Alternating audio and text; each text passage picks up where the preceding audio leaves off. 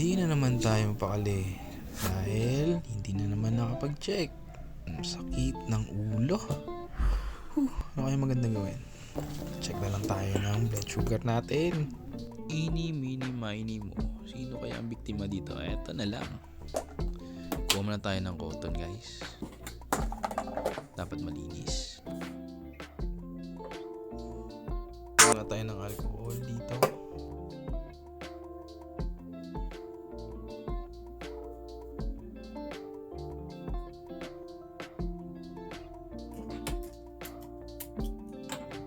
Of course, lagyan natin ng laman ang ating pangtusok. Ito po, lagay na natin.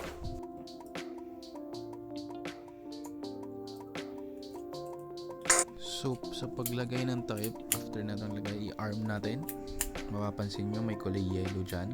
Yan po, ibig sabihin po niyan, kargado na. Pag pitik, nawala. Pag hinila, mag-arm ulit. So, lagyan na natin din ng strips ang ating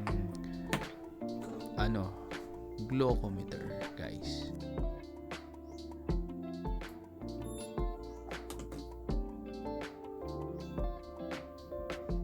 Isa natin ulit na maigi yung napili nating daliri. Testing na natin. So, nakabahan ako ng very light Opya, wala, hindi pumitik. Mali. Ulit, check natin kung ano nangyari. Mukhang na-stuck lang. Okay, ayusin na natin. Balik ang cover. I-arm ulit. Sabay pitik. Aray. Medyo masakit Punasan natin yung unang dugo, guys. Hindi natin kailangan yan. Paduguin natin ulit. Yung second blood, yun yung pinaka-ayos or accurate. Kaya yun yung talagang kukunin natin palagi. Remember, tayo lang natin for a couple of seconds. Tingnan natin. Nakakabahan na ako. Ilan niya. Super okay naman yung ating blood sugar, guys. Hindi naman gaano kataasan. Kaya okay lang. But I'm not proud of it. Kailangan natin pababain pa yan. Mamaya, tira tayo ng exercise, guys.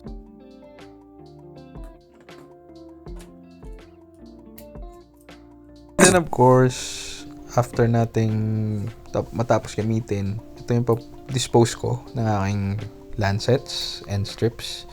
So una, yung takip niya, tusukin nyo lang ulit. Tapos kailangan meron kayong lalagyan na katulad yan or something na pwede nyo ma-dispose kasi may karayom din yan, guys. Remember. Tapos also yung strips natin galing glucometer, dispose natin na maigi siya, guys. Pitikin lang natin, may pitikan naman yan sa likod. There you go. Tapos syempre yung dalawang cotton natin, sabay na natin doon, dispose na natin. Okay, we're done. Yay.